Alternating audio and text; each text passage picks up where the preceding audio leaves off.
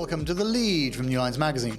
I'm Faisal Al Yafai, and this is the podcast where we delve into the biggest ideas, events and personalities from around the world.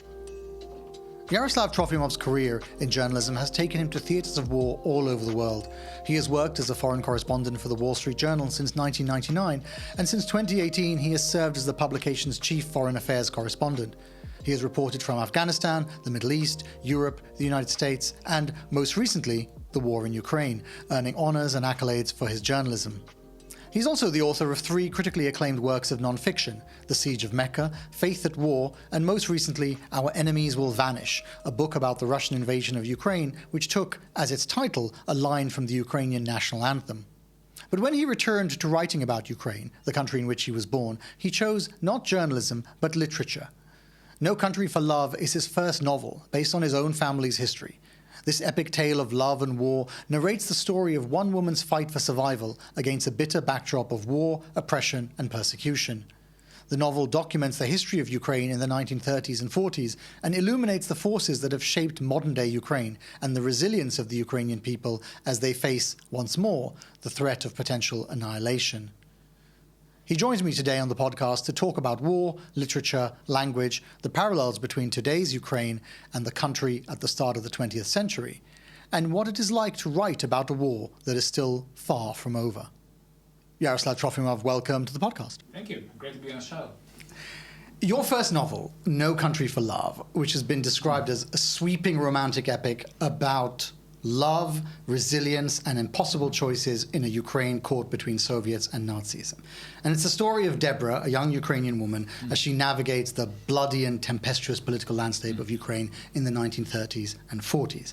So let's start at the beginning. The opening scene of No Country for Love depicts a Ukrainian woman in 1953, waiting for her husband, a colonel, to return from work. As she watches from the window, he's assassinated in the street. And what's shocking about it, when you read it, is that she's expecting this. The sudden violence against the backdrop of a domestic scene is, you write, the tea boiled when Daria was not yet a widow was still hot in her cup. That collision of the personal and the political sets the tone for the novel.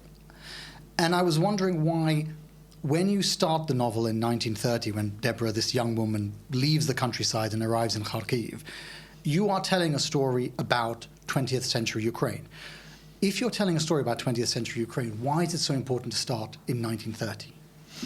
Well, 1930 was really a watershed year. This is the year when the most tragic period probably in the history of Ukraine, the 2.5 decades of death, destruction, famine, kicked off with the artificial famine that Stalin had engineered in Ukraine, killing millions of people, cannibalism, depopulated villages, really a tragedy from which Ukraine never fully recovered, followed by the horrors of World War II, the Holocaust, the repressions that Stalin unleashed to decapitate the Ukrainian intelligentsia, to basically destroy the cream of the Ukrainian culture class. The very idea of Ukraine, actually. Right, and the painters, the writers, the poets, they were all executed. Yeah. Not all, but very large proportion of the Ukrainian elite was executed at the time. And then there was the post-war insurgency, which was also bloody, as was the successful Soviet attempt to eliminate it. So this period marks a time when Ukraine was probably the deadliest place on the planet.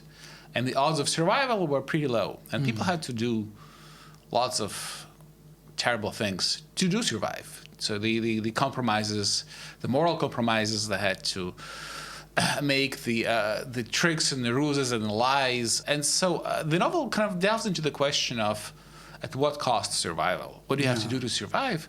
And is it really worth it in the end? And this is really a story of all of us in Ukraine, because all of us are descendant from people who lived through that period, who managed to survive. And that is the family history of everyone in Ukraine, because everyone had grandparents or great-grandparents who went through this dark period. It's a story of survival, I think, really, and as you say, it's really a question of what does it take to survive. Why is that, in the context of 20th century Ukraine, why was that such an important idea or theme for you? Well, I think I was always interested in the family histories also because these family histories were not immediately obvious. You know, my You were born in Ukraine, and right. I was born in Ukraine, so this book is loosely based on the tales I heard from my grandmother and other relatives. But I didn't hear those tales in the beginning when I was a child, because it was all still taboo. It was still hidden by secrets. People were still afraid of talking honestly about the past. Yeah. It's only as they got older and older they started opening up and telling the secrets, the family secrets. Yeah. And every Ukrainian family has these secrets of betrayal, of violence, of murder, of terrible circumstances in which people had to go through to actually survive back in the day. And the idea to write this book came to me in 2014, actually. Yeah. In 2014, I was living in Kabul in Afghanistan. I was running the Wall Street Journal's bureau there, and Russia invaded Ukraine for the first time. In the sort of the little green man appeared in Crimea, and then Donbass, the eastern part of Ukraine, was attacked by Russian proxies. And I remember being in Kabul and being busy with my day job at the Wall Street Journal, watching the news and being quite upset, actually, about how little was known about Ukraine. Yeah. And whatever was known, whatever the messages were coming out there, were coming through this colonial prism of Moscow, because Ukraine was under Russian domination for centuries, and most of the knowledge that people in the outside world have about Ukraine is knowledge through Russian eyes, not about Ukraine as some sort of independent polity, independent society. And I think the idea to tell the story of Ukraine came to me then, and this was very novel. And I think the most obvious vehicle was to tell it through the story of a family that, of a person that goes through this tumultuous period. And I finished writing this book actually in 2021, just before the full-scale Russian invasion of Ukraine. Right. And it was quite shocking because in the book there are all these scenes of Kyiv under German attack, bombardments, anti-tank, fortifications, etc., civilians fleeing, and then all of a sudden, just a few months after the book was submitted, I saw all of this in real life in Kyiv under Russian attack. Did you feel that, because of course you have your own history of living in Ukraine, did you feel that in 2014 that some new chapter had begun, maybe actually in reference to the 20th century, kind of an old chapter? You felt like this idea of Ukrainian nationhood, which had survived for, at that point, a century, was now under threat. I mean, it was obvious even then, I think, in 2014, that Crimea was only going to be the beginning. Yeah, of course. And it was a very bloody war. I mean, people didn't pay much attention to it, but 14,000 people died in Donbass at the time. And unlike in the current conflict, the U.S. and European nations were neutral at best. They were eager to do business with Russia. They signed the gas Nord Stream 2 agreements a few months later. And so Ukraine was really, really on its own and misunderstood, because a lot of the Russian narrative was bought by Western public opinion. All these tales about Ukrainian Nazis and repression of Russian speakers in Ukraine, which are now we know are patently false. So I mean, look at Ukraine; it has a Jewish president and a Muslim Ministry of Defense right now. Yeah. However, back then, because of the colonial legacy and because of the universal ignorance, near universal ignorance about Ukrainian history and society and just how complex and cosmopolitan it is, that narrative was gaining currency. Do you think that these themes, because you in the book are very dark for your first novel? I mean, I know they kind of serve as an origin story for modern Ukraine, but don't you think that if you're trying to, I mean, it's meant to be a novel about love, and actually the love happens against quite a dark backdrop? I guess the inescapable fact is that the Ukraine's history is very, very dark. Dark, yeah. And I think that's the key to understanding what's happening now. Because if you watch the battlefield in Ukraine, you watch 2.5 years of full-scale war, daily bombardments, hundreds of thousands of Ukrainians killed or maimed on the front lines and in the cities, and yet Ukraine refuses to give up, refuses to accept Putin's terms for peace.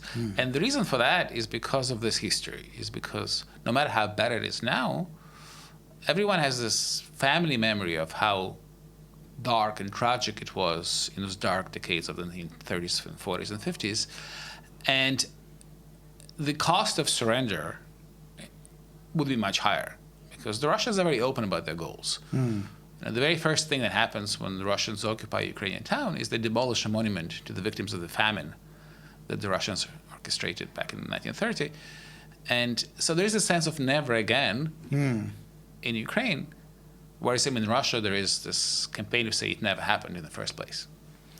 This is something I think that you get to in the novel, that the effects of these decades of conflicts, it has an effect on the psyche of a nation.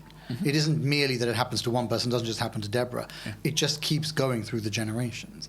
And I guess that's something that's there in the novel because that's there in Ukrainian society. Absolutely. I think generational trauma is very much present in Ukraine. And that is the key to resilience of the society. That is the key to why, despite the fact that so many Ukrainians now speak Russian as the mother tongue because, again, of this decades of assimilation, you have this memory, and it's kind of comparable maybe to the Irish in some ways. Do you think that it's easier to explore some of these topics through the medium of a novel? You spend your day-to-day job writing journalism. Do you think it's easier when you're doing it through a novel because the connections are, the characters can be less messy, you can kind of find a conclusion to the story?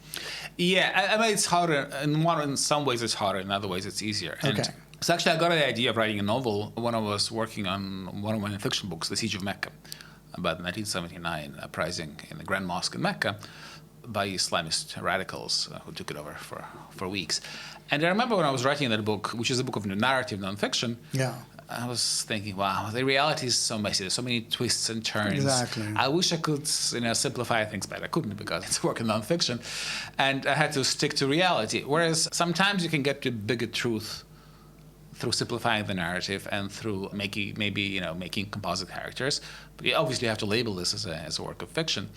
And when I came up with the first draft of this, I showed it to my agent, and he had a very, very wise observation, saying that we have to figure out if it's a biography of your grandmother or it's a novel. Right. Because the logic of the events doesn't make sense sometimes. And so I took it back and it became much more fictionalized. And right, so originally maybe it was a little bit more about the grandmother story. But I didn't have enough material. Right. But people's lives, human lives are messy. Exactly. They don't go to the places that you want them to go to. Exactly. So this is not a biography of my grandmother. Right. But it is very much inspired by her life, and I'm not going to give away the plot, but some of the key twists and turns actually really happened. Okay. When you're doing it also in a novel format, you can kind of reach a conclusion, which you can't because the real war is still ongoing. Yeah. So it becomes easier to just take the reader on a journey, and then you have a final conclusion. I imagine that's probably a big part of the reason that you want to do it as a novel. Oh yes, absolutely, yes. And in a novel, you can bring in other strands of the narrative, of the history, of the texture, what was happening, and connect them to the character. And you said to me just before we started that actually this isn't the second book you've written on Ukraine. You said to me that this is actually your first book on Ukraine. You've actually published another book on Ukraine called Our Enemies Will Vanish. But you wrote this book, the novel, before you wrote that non-fiction book. Correct, yes. So this novel took almost 8 years to write. It was really... And completely against the backdrop of the Crimean War and then the yeah, exactly. So it started with the first Russian invasion, and I finished it just before the second Russian invasion. And literally a few weeks after that, I found myself in Ukraine in January 2022, and I spent pretty much the entire first year of the full-scale Russian war in Ukraine, covering it, going to the front lines, seeing all the twists and turns. And I wrote a nonfiction book about this, Our Enemies Will Vanish, the Russian invasion and Ukraine's War of Independence, which had to come out really quickly because it was a book on a current affair. Right. So we actually held up the publication of the novel so that the two of them wouldn't come out at the same time. This was originally scheduled to come out in January. Do you think that if you wrote this, you finished writing it before the full-scale invasion, but then it was published once the war had started and was actually, continuing. Right. Do you think that if the war had never happened, you would have written a different book or you'd have changed it slightly? No. It's the same book. It's the same book. I tweaked it here and there, but really the structure stayed the same. I think it provides a literary way of understanding what is happening in Ukraine today. Well, exactly. Yeah, exactly. And that was the whole purpose of it. Even though it's set 100 years ago. Right. Yeah. Right. Well, a little bit less than 100 years, but yes. Yeah. But it certainly provides a key to understanding what's happening now, because the Russian goals haven't changed. And when you listen to what politicians in Russia are saying, I mean, they're glorifying what Stalin was doing back then. They want to go back to that period. This is, Stalin is worshipped again in Russia. They're building monuments to him. And the plans that they have in case they win are the same. Take, the Ukrainian elites to the concentration camps and shoot them in the back. Let's talk about language. You mentioned it earlier, but language is a recurring theme in the novel. Deborah is at pains to speak proper Russian, quote unquote, in contrast to the dialect spoken in the countryside. And there's this fascinating exchange at the Slova, the intellectual heart of Kharkiv, wherein Deborah is first introduced to the literati, and she's told that in Moscow, Ukrainian is called the Little Russian dialect. And so you see even then, and of course it has an analogy to the modern day, but you see even then how language is used to assert and oppress national identity and how that shaped Ukrainian national identity. Yeah, Slova is a real building. It does exist in Kharkiv. And the writers and the poets that she meets in this soiree, I refer to them by the first names, but Ukrainians who are familiar with Ukrainian literature, when they read the book, they do immediately realize who is who, because they're pretty famous. Okay. They're all real characters. Okay. And indeed, language was key. So the Ukrainian language was outlawed in Ukraine under the Tsars for centuries. It was called Little Russian. And the reason why the communists managed to gain the upper hand in Ukraine in the beginning, in the 1920s, is because they co-opted Ukrainian nationalists. And so there was a policy of Ukrainization in Ukraine at the time. Yeah. People in official jobs had to study Ukrainian. Ukrainian was the official language. And there was a brief flourishing of Ukrainian literature and culture, including places like Slova, was called the Ukrainian Renaissance. Okay. But Ukrainians called it the executed Renaissance, because then pretty much everyone who was involved was taken to prison camps in Karelia in northern Russia, and then they were shot with one bullet for two heads because they wanted to save on bullets. We will come to some of that about the destruction of the cultural capital. But I wanted to just talk about the language and how people feel now. I mean, that debate about the Ukrainian language it's an old one.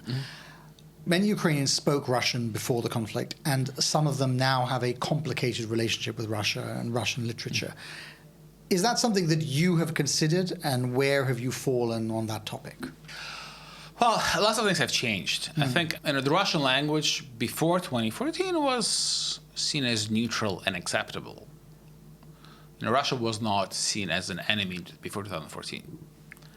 After hundreds of thousands of Ukrainians were killed or injured by the Russians, that's changed. Yeah. So many Ukrainians who grew up speaking Russian have switched to Ukrainian, including President Zelensky. Yeah, right. Who's more comfortable in Russian? Who grew up speaking Russian, but now he's probably more comfortable in Ukrainian. Whenever I go to interview him, and he has to speak Russian, he always has this trick of pretending to forget a word in Russian and asking his aides, how do you say this in Ukrainian? And you think that a lot of that is for show? I think it is for show because if you see it once, it right, happens. But I think he does it every time he speaks Russian. Right. Every time you interview him, he seems to forget a word. Yeah. But that's part of it. I mean, also remember that he's trying to be a figurehead for a country which is under. Of course, yes. And it's his way of showing that he is now fully Ukrainian. Yeah. But all that apart, I think there are several layers here. One is that I'm going back to the issue of colonialism. The great Russian culture, quote unquote, was never examined through the same lens through which we examined British literature, French literature. When you look at Kipling, we don't look at Kipling now at face value. We know that he was the ideologue of British, or English, I guess, imperialism that caused untold suffering in India and other places in the global south, in the Middle East. We don't do the same when we look at Pushkin or Dostoevsky. And Dostoevsky was an unabashed Russian imperialist who campaigned for the Russian takeover of Istanbul, Constantinople. Pushkin, when there was a uprising in Poland against Russian imperial rule, famously wrote, "Prasavia referendum est," Warsaw must be destroyed. And I think this examination of Russian culture hasn't happened in the West, but it is happening in Ukraine. This is why they're removing monuments to some of the Russian cultural figures because of their past apologia for Russian imperialism and opposition to Ukraine's existence. So I think it's a natural process. Where do you fall on that side of the argument? I think we have to look at things in Russia the same way we look at things in other cultures. Somehow the Russian imperialism got a pass. Right. Because Why is that, do you think? It's an interesting question. So it didn't actually get a pass from the communists in the beginning, right? And there was an effort in the 1920s to, not just in Ukraine, but in other parts of the Russian Empire, to promote local languages and cultures. But then, it all ended under Stalin. And at the time of the global decolonization movement in the 20th century, the Soviet Union was sort of on the side of the colonized because of its role in the Cold War, because it was opposing the US and the British Empire, etc. And somehow people in India, people in the Middle East, people in Africa, they were not very familiar with the history of Russia's own colonization because, again, it was not publicized, it was not well known. But if you look at the history, look at the Circassians. Yeah. The Circassian genocide in the 19th century, when the entire population of Muslim Northern Caucasus, millions of people were either killed or driven away to Turkey, to the Ottoman Empire, which was a prelude for the Armenian genocide later, completely unknown. The Russian atrocities against the indigenous people in Siberia, which match anything that was done to the Native Americans, or worse, completely unknown. Interesting. It is interesting, actually. You're right. I mean, it's completely forgotten. I mean, now there's been a reconsideration of some of these things, but only really in the Ukrainian context. Exactly. What hasn't happened is the kind of the wider reanalysis of it. Yes. And certainly what hasn't happened, and very difficult to imagine it happening anytime soon, is that they put Russia in the same category as they put the Western countries and the colonial powers. And you don't imagine that happening. It's a bit like the Italians with their brief colonial endeavors. People don't really think about it too much. So. I mean, they did throw a lot of people off airplanes in Libya. The Italian colonial venture in Libya was pretty horrific. I'm not disagreeing. I'm simply saying that when you compare it to the way that people think about the British Empire and the French Empire. But the Italian Empire was not very durable, whereas the Russian Empire has been going on for centuries, and it expanded at the cost of exterminating the natives. It's so durable that actually it's invisible. Right. In many places, you don't even realize that these are colonial subjects. Language. I interviewed Nabila Ramdani, who wrote a book about modern France, and I asked her why she wrote a book about modern France in English. And so I wanted to kind of ask you the same question. Like, if you are writing about historical Ukraine, did you ever consider writing it in Ukrainian? I think, there are two answers to this. I mean, first of all, in my career, I've been writing in English for the last 30 years. Right. So I think I'm probably a better writer in English than in Ukrainian at this point. Right. But also, I think the idea of this book is to explain the history of Ukraine to a broader audience. I mean, not just there's all the other parts of it. It's a murder mystery, it's a love story, but also the purpose of it is to just show the events that shape the psychology of the nation. It's kind of almost epic. Right. And I think the target audience for this is people outside of Ukraine. Yeah, and of course, English now, the global language, so. There's a very powerful scene. I want us to talk about the novel, but in the context of the modern world. So there's a particularly powerful scene relating to the Holodomor, in which Rebecca, Deborah's mother, refers directly to this destruction of knowledge and creativity. And she says, for thousands of years, humanity developed the arts, music, and civilization. You, she's talking about Deborah, spent years studying at the university, and now look at us. Look at what the world has come down to. We're like animals, cattle. All we talk about is food. What will the masters give us to eat? What can we forage? We are just the appendages of our stomachs. And this is a stark depiction of the weaponization of starvation and what it does, how it dehumanizes the whole society. When you think about the situation in Ukraine, where so much agricultural land has been destroyed, and when you see what is happening in Gaza, where children are dying of malnutrition, was that wider world stage in your mind when you were writing these things? Well, yeah, I think it's always the case, right? You write about this part of history, but these are all universal themes and universal topics. I mean, Ukraine has one of the darker records in terms of history in the 20th century, but it's not the only place. Right. And it's not the only time when genocides are happening, when the innocents are being slaughtered. Yeah, actually, I wanted to ask you that about Ukraine, because we talked about the artificial famine that Stalin created, and you have described Ukraine at the time as the deadliest place on earth at that time. What was it about Ukraine that made it so central to these these political experiments and these questions at that particular time? Well, first of all, it is the largest country in Europe fully in Europe by landmass. Right. It's bigger than France. So it's a big place with a lot of people. And it was the agricultural heart of the Russian Empire. This is where most of the food was coming from. Right. So it had its crucial importance. It was also it still is, but it was back then even more, a very cosmopolitan place. It had, one of the world's largest Jewish populations. It had Muslim Crimean Tatars.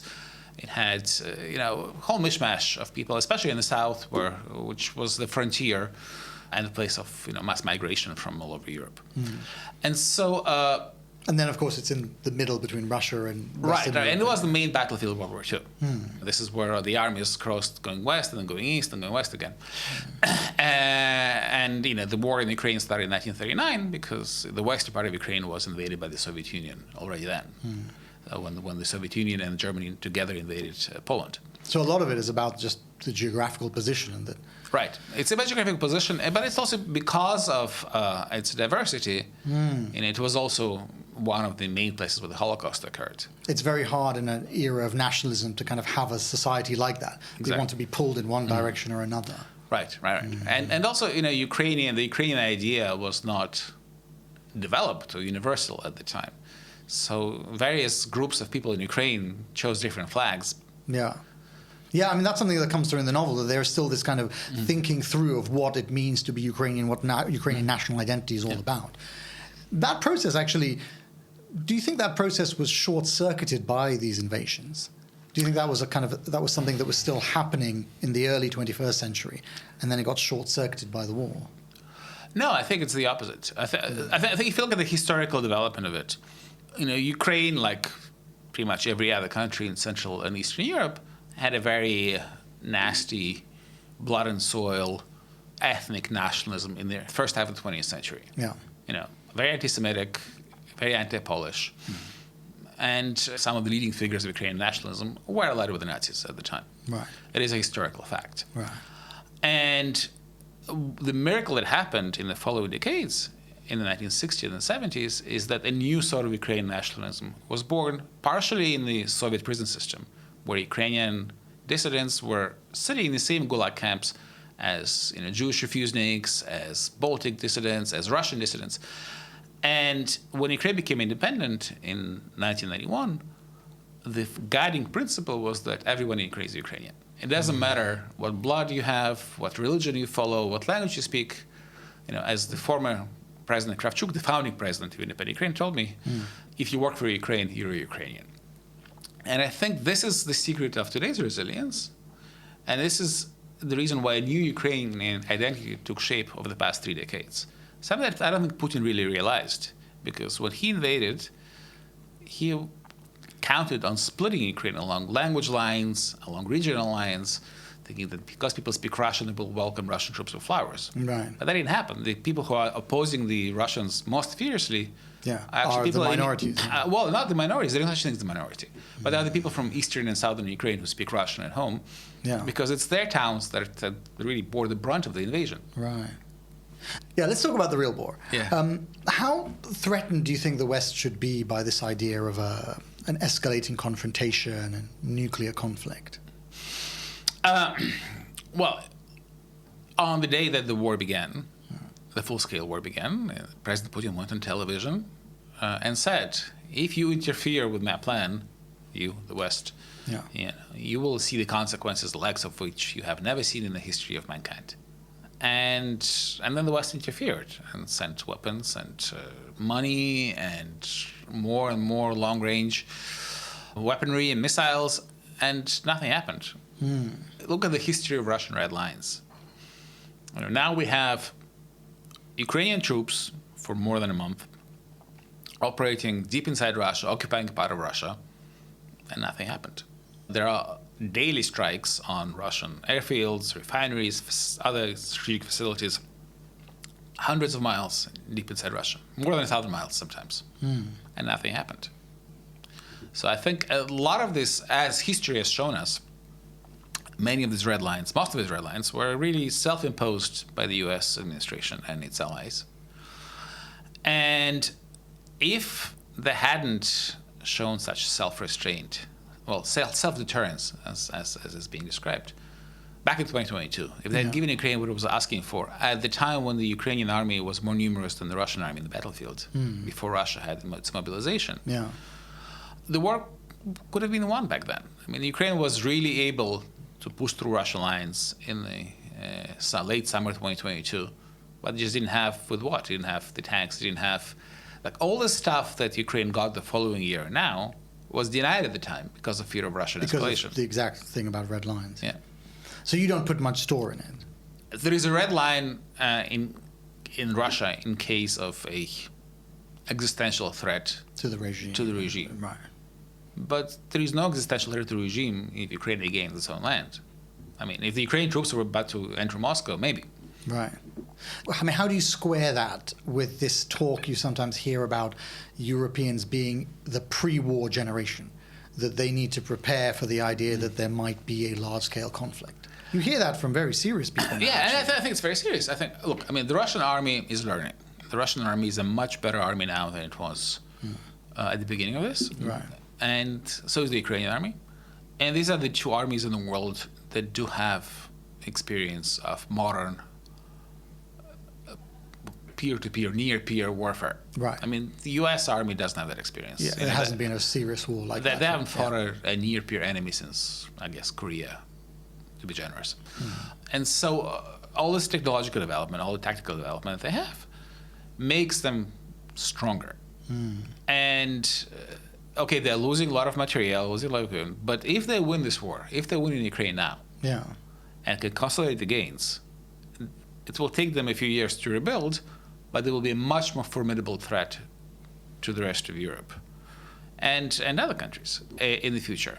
And if they win this war because the U.S. walks away from its European commitments and from Ukraine, then the future of NATO is very much in doubt, and countries like Poland or the Baltic states of Finland, and even Germany have a lot of fear. And you think that fear is real, that an expansionist Russia will threaten the Baltic states, Georgia, other places on the periphery of Europe? Well, they don't have to threaten Georgia anymore. Georgia is already a Russian client state for all practical purposes. But the Baltics. But the Baltics, not just the Baltics. I would say Scandinavia and Germany as well. Really? For sure. And even Germany. Why not? And the expansionist idea is the Russian idea. I mean, there is no other idea in Russia except endless expansion. Since time immemorial of Russian state. It's just a gradual... Well, Russia entered World War I because it wanted to seize Constantinople, Istanbul, and the Straits, and much of the rest of the Ottoman Empire.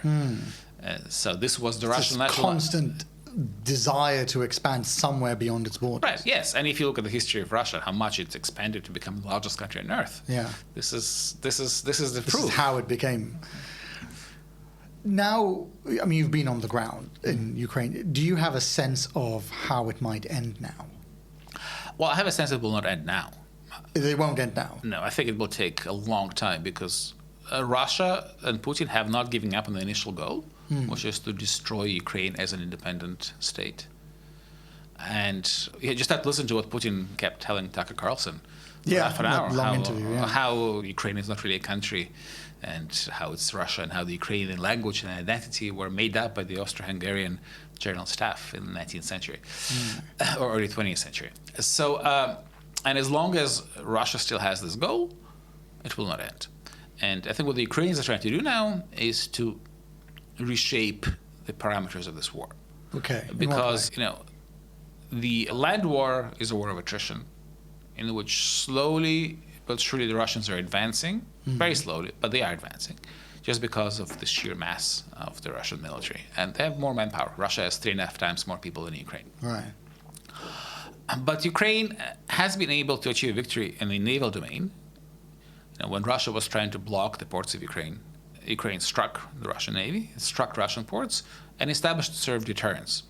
And now the port of Odessa, Ukraine's main port, is exporting more than it was exporting before the war.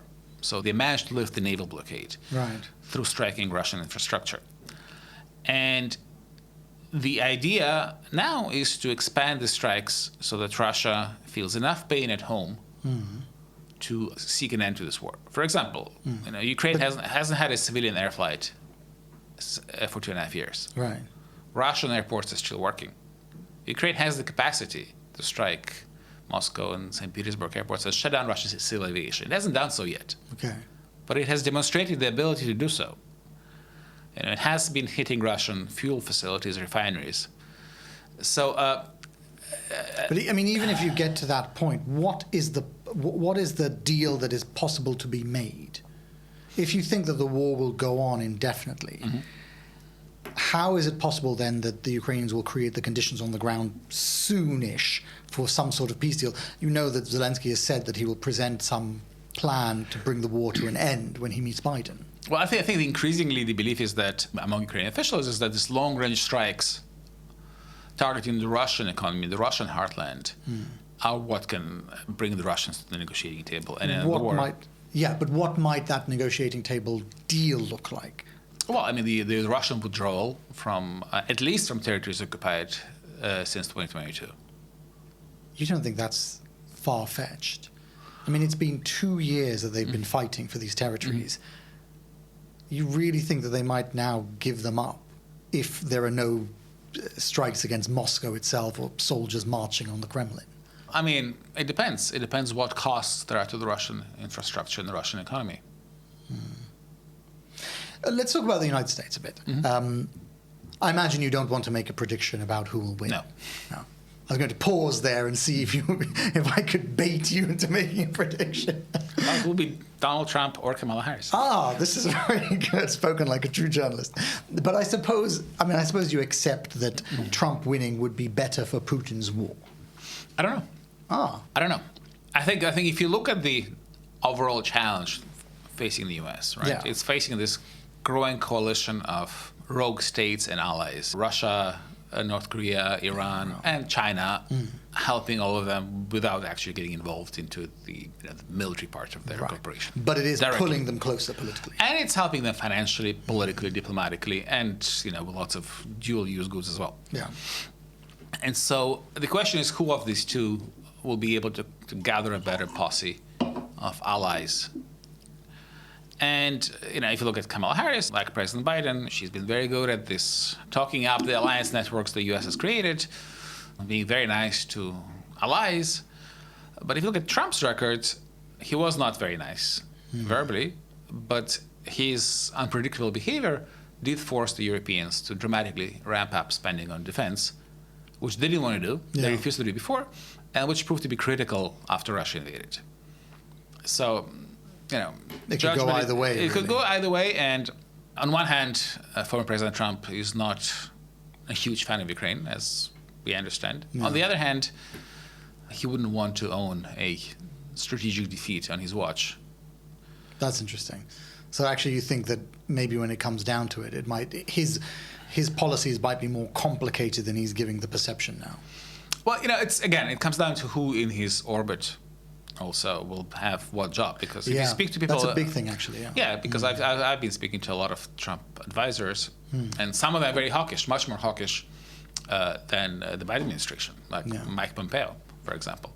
Others not at all, like J.D. Vance. So I think it depends on how, if he comes to power, he shapes his cabinet. Yeah. But it also depends on what happens in the broader world and with the Russia, China, Iran cooperation.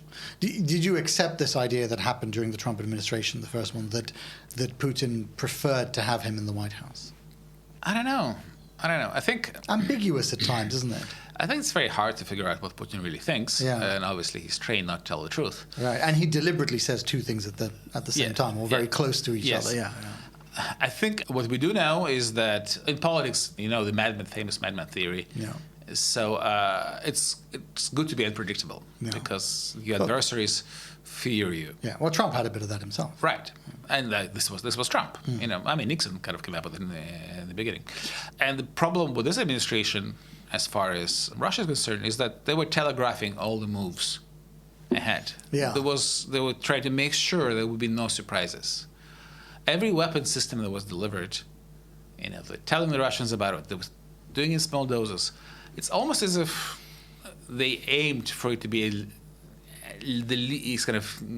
is as inefficient as possible. Right. They tell you what's coming. You can prepare for it. So now there is whole discussion about allowing Ukraine to strike Russian airfields with American long-range missiles. But because it's been telegraphed so much, telegraphed for so long, they've moved them away. They moved the aircraft. They've kind of honed their air defenses.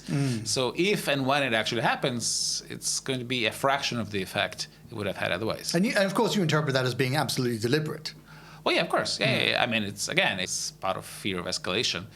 But the West doesn't seem, in that narrative, the West doesn't seem to want to give Ukraine what it needs to win.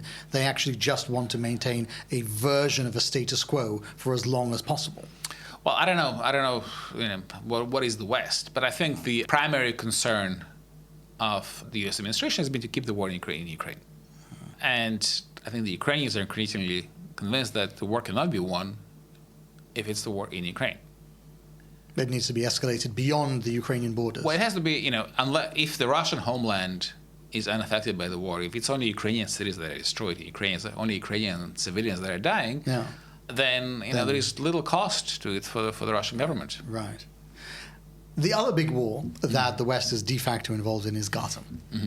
And so, since we're talking about the potential for the spread of more widespread conflict, I wondered what you think about the idea that the Israel-Hamas war might spread to Lebanon, to Syria, to Yemen, wherever, to Iran. Do you believe that it might keep going and it might spread beyond the current borders? Well, I mean, we've seen in the last few months that, Israel had high-profile assassinations in Tehran, in Beirut, and the response from Hezbollah and from Iran was muted, let's put it this way. Yeah. So they certainly don't seem to have an appetite for an all-out war. Actually, they're doing something very similar to what you were saying the Americans are doing. They're telegraphing their moves. Exactly, yes. So and here, Israel is doing the madman in the madman theory, which has been the Israeli approach, I think, since the very beginning, very efficiently. It's always pays off to be the madman. And to seek to exact a very high price. Right. Yeah. So, we haven't really seen, I think, yet the seeds of an all-out global war, but I think the theaters are increasingly interconnected. Part of this whole debate about long-range missile capabilities in Ukraine is linked to the Russians saying, well, look, if that happens, how about us giving to the Houthis anti-ship missiles that could maybe sink your aircraft carrier? Yeah. And so, the Iranians are providing capabilities to the Russians. Ballistic missiles. But the Russians are also sharing technology with the Iranians. Right. So you do see this hardening of this military alliance, Russia, Iran, North Korea, and all of them filling each other's capability gaps. That's very interesting. From a military strategy perspective, if you say that the idea was, from the American side, was to keep the war in Ukraine, you can see why, from the Russian side, it's better to expand it as far as possible and make it part of these other theaters of conflict. Yeah, the way the Russians put it, they're not talking about the vertical escalation, meaning going nuclear, they're talking about horizontal escalation, meaning new geographies. You wrote an interesting essay quite early on during the Gaza war about these perceived double standards of the West when it came to these two wars. Has your thinking evolved on those double standards, and do you still think that they exist? Well, the events have not changed. We just have seen more blood and more destruction, and the perception in the global South has only hardened. Yeah. That the U.S. and European nations, at least some European nations such as Germany, are not applying the same standards and to this suffering of civilians in Ukraine and suffering of civilians in Gaza. And that's been a boon for Russia and for China, especially for Russia, who, despite waging the first colonial war of the 21st century, is able to wave this flag of resistance against the neo-colonialism and rallying support across the global South. And that is really unfortunate. But so, in your own personal view of it, do you I appreciate that it has been a view that is expressed across the global South about the double standards. You, having spent time in these theaters of war, but also in Washington, where do you see the line being? I think again, it comes down to selective empathy. And what we are seeing now, not now, for the past year, is that unfortunately people, maybe it's human nature, are watching the suffering and aligning themselves based on the prior ideological convictions, not necessarily on the reality that they see. And so you have people in the West who don't like Iran and don't like Russia, and they look at Gaza and they kind of the enemy of my enemy is my friend, and they just, are 100% pro-Israel. Yeah. But you also have people in the global south who, because the history of the U.S. and Israel in the region, look at Ukraine and say, well, Russia is the good guys. And so they just... They must be the good guys there as well. Yeah. And in all of this, Ukrainians or Palestinians are dehumanized and just become pawns in this sort of global game of chess. And nobody cares about what actually happens to real people who have real suffering on the ground. It's actually an intellectual horizontal expansion. Exactly, yeah. I wanted to ask you something broader about American power. You and I were both in the Gulf, and I know that I asked you once about Afghanistan and about whether, having been on the ground in Afghanistan, you felt that the war was winnable. This was before the withdrawal. And you said it wasn't winnable in the current war. Do you think that it was obvious before the withdrawal that Afghanistan was going to end chaotically? Oh yeah, for sure. My very first impression after, I spent 5 years living in Afghanistan, and then I came back there for the year of the withdrawal. Right. Was that everyone in government knew that, and around the government knew that it would collapse the moment the Americans leave, and everybody was trying to steal as much as they could before that happened, as long as the opportunity was there. I mean, I'm not going to say everyone, but very many people. Right. Which is a huge difference with Ukraine, because Ukraine was not propped to begin with by the U.S. money. I mean, it kind of depends on it now, but in a very different way. And it was clear that system would not survive the American withdrawal. How fast it happened was a surprise. It was a surprise. Yeah, because when the U.S. withdrew from Vietnam, Kissinger spoke of a decent interval. He got his Nobel Peace Prize, and the interval there was 3 years. Here, there was no interval, though. Well, no, Kabul fell while American soldiers were still in Kabul. Still on the ground, yeah, absolutely. Have you thought a bit about what the policy towards Afghanistan should be now? Like, whether do you think there should be a kind of cautious engagement, or whether it's best to just ignore the Taliban and walk away? Well, the reason why the U.S. invaded Afghanistan was because the Taliban collaborated with Al-Qaeda and allowed Osama bin Laden to launch the attacks on American cities. Right. So the Taliban seem to have learned their lesson in that respect. Okay. And they're not involved, as far as we know, in international terrorism. And having been to Afghanistan after the Taliban took over and traveled all over the country, just before the invasion of Ukraine, I think what was struck me most as I went through all these war-ravaged villages in Kandahar and other areas is that, okay, the Taliban are not great. I mean, they're certainly ruthless, and they're oppressing women and minorities. But the fact that the country is now, for the first time in 40 years, not at war, that children are not dying every day in bombardments and roadside bombs, actually means something. And that explains why, despite all the discontent with the Taliban in Afghanistan, there is really no support for any resistance, armed resistance against them, so far. That may change if the Taliban become more and more repressive. But I think the fact that they brought peace is still a very important factor that explains the stability of the regime. I mean, they've been now in charge for more than 3 years.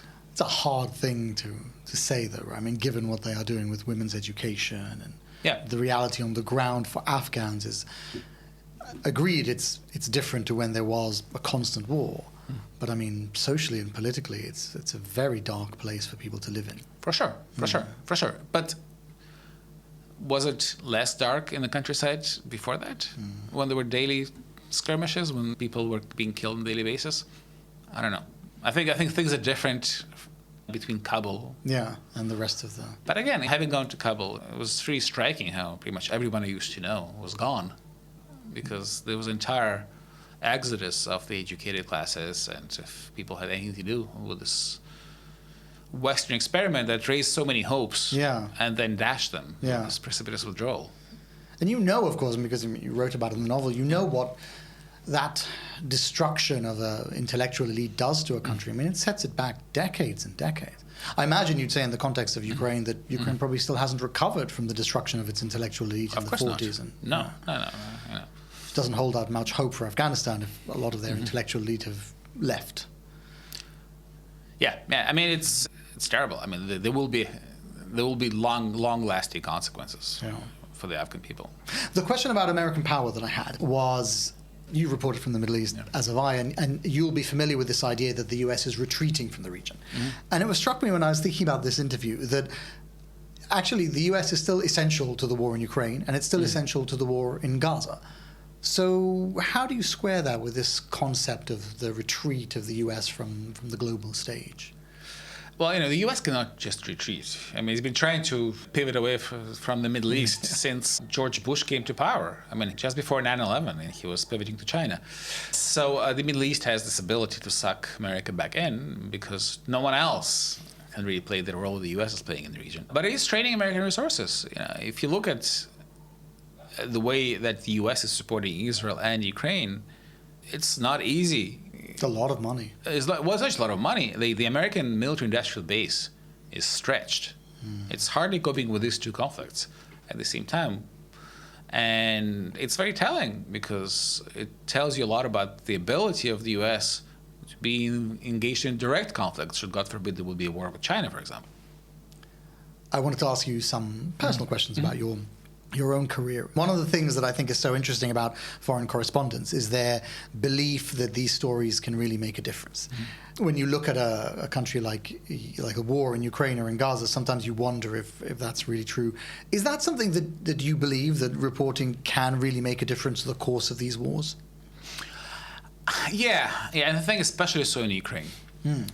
Really? Yeah, I think early on, the West had given up on Ukraine, right? I mean, the U.S. closed its embassy, pulled everybody out. They gave the Ukrainians a few javelins, anti-tank missiles, and said, go have a nice insurgency. We're so sorry, but that's the way the cookie crumbles. Right. And then people in the West, people in the U.S., in other countries, saw the stories from Ukraine. They saw the stories of resilience, of atrocities, of fighting, of the tremendous spirit. And I remember running into people in Ukraine, Americans, Europeans, who had come to help. Right. There was a guy from Alaska who had never been to Ukraine. He watched the news on TV. And so he just came to Poland, bought an ambulance van, and drove to Ukraine. Wow. And to be a medic. Right. And some others came to join the military. So you really saw how, on an individual level, it motivated people to stand with Ukraine either in the most extreme fashion by joining the fight or by putting pressure on the governments. And it's one of the unique cases in recent history, I think, where the moral component, the public opinion component, actually dragged politicians into making decisions they really wanted to make. That's very interesting, actually, yeah. That hasn't been the case in Gaza, though. That hasn't been the case in Gaza, no, because I guess it's a more polarizing conflict. A longer conflict? A longer conflict where people already have, everybody has their opinions. Yeah. And a pretty unique history of the Israel-US relationship. Yeah. Well, to return to the novel, the latter part of the novel depicts people returning to Kiev after the war. Yeah. And the war is over, but Stalin's regime still exerts control. Without giving too much away, what we see at the end of the novel are the same characters and places, but now they have been altered beyond recognition. And war does this. On a personal level, you've traveled extensively. When you return to Kiev, to Ukraine now, it must seem like a different place every time you go there. And I wonder how that has defined your relationship with what is still your home country. Yeah, I think there were two moments to it. There was this very stark moment in the beginning of the full-scale war. I think it was maybe week 2 of it. And I remember coming out of the Airbnb we were renting in the center of Kiev on the street that you would not be able to find parking any time of the day or night. And it was completely empty. And I was wearing a flak jacket, standing in the middle of it, and a helmet that I've worn so many times in Afghanistan, Iraq, and other places, and thinking, how is this even possible? And there was this thought of artillery in the distance, and I was just thinking as a personal insult, like, how dare they? This is a city where I grew up, I was born. Every little street there has some personal memories, from childhood, teenage years. And that felt really offensive. Offensive? Yes. Sort of, how dare they? But just a few months later, once the Russians were pushed away from Kiev's outskirts, and Ukrainians came back to the capital, and Kiev was bustling again, and there were discos and parties. Okay, they had to end earlier because of the curfew. Right. Which but was some semblance of the previous normality. But it was not even a semblance. It was almost Like you had to like understand the nuances of it to realize that this is not the same, because people were partying, people were putting out this happy exterior because they had to. It was an act of defiance, and they still do it, right? Because it's a way of showing that we will not stop us. Our culture will continue. People are opening bookstores and theaters and making plays, because it's a way of resisting now. At one point in the novel, Rebecca says to her daughter, history is a wild and bloodthirsty animal. You can't stand in its way and you can't stop it. All you can hope is that it misses you as it lashes out and claws its way forward, that it doesn't notice you. All you can do is try and become invisible to survive. You've spent a lot of time in places where history really is a bloodthirsty animal, Middle East, Afghanistan, Ukraine. Do you think that that sentiment is right, that the best you can hope for is that history passes you by? Well, I think the Ukrainians right now have shown it's not, right? I mean, they have stood against what seemed to be an inevitability. Everybody was giving it for granted that Ukraine will be overrun in 3 days, and Zelensky was being offered to fly away to, set up a government exile in London. And so the power of the individual, the power of resistance, was demonstrated vividly by the Ukrainians, who did not stand aside. And I think there's a difference between the Soviet mentality, the sort of the lesson of the Soviet brutality that Rebecca chose in the movie, because back then, really, nothing you could do. Everybody was crushed. But the balance of power has changed, and a country now can resist this. Yaroslav, thank you. Thank you so much. This has been The Lead from New Lines Magazine. Yaroslav Trofimov's novel, No Country for Love, is available in bookstores now. This week's episode was produced by Finbar Anderson and hosted by me, Faisal Al Yafai. For more like this, subscribe to The Lead on your favorite podcast app or visit our website, newlinesmag.com.